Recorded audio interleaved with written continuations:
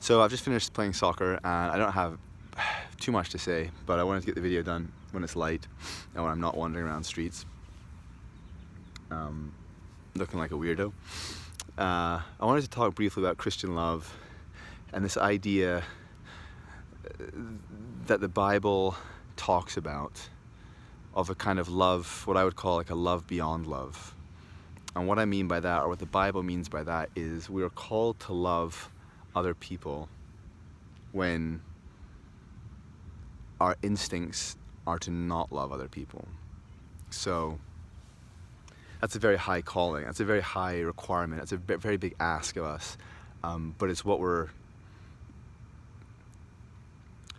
God calls Christians to do. Might argue that it's what God calls everyone to do.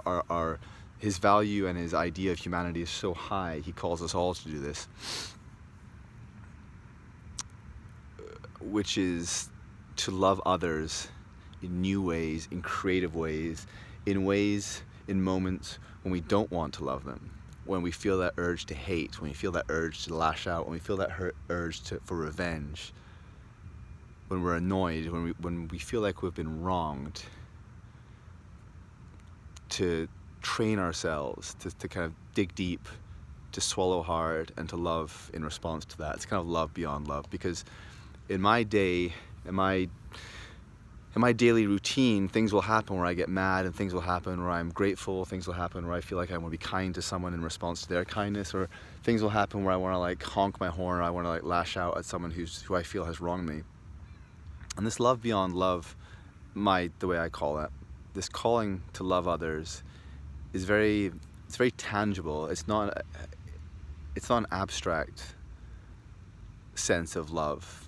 I believe that Jesus asked his followers to love in response to hate, and that's very, very difficult to do. It's very counterintuitive, and it takes a ton of work, it takes a ton of energy when we've been wronged. Because it makes sense to respond. I mean, it's legitimate to respond to hate with hate, or to hurt with hurt.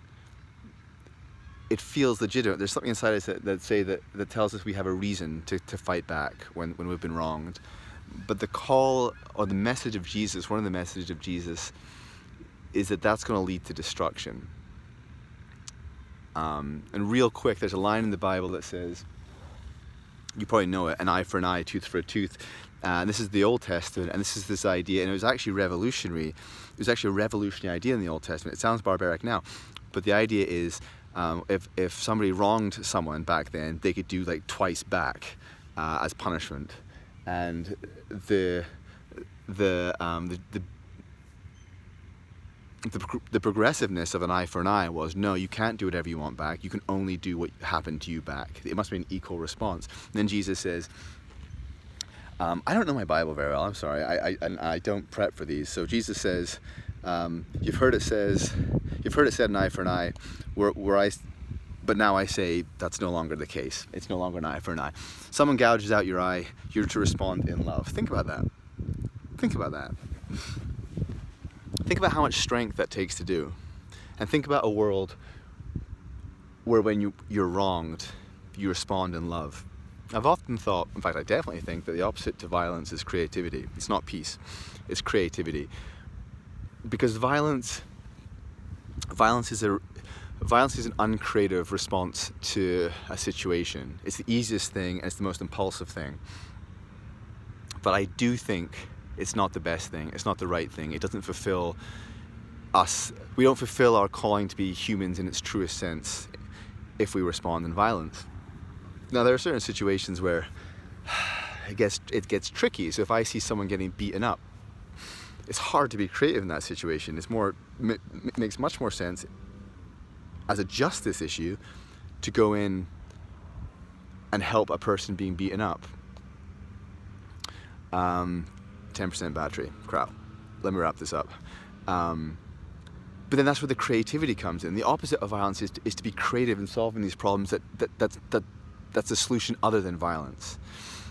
there's racist marches a while back, and I was adamant, and I still am adamant, that we are not to march in response to marches. We are not to use the weapons and the techniques of hate to fight hate. We're to come up with new things. We're to come up with new ideas. The best one I saw was a guy with a big tuba walking next to the racist marches, or the white supremacist marches, playing a funny tuba song which made them just look ridiculous. It made them look like they were cartoons. That's the kind of creativity I think we're called to in response to violence, not just more violence.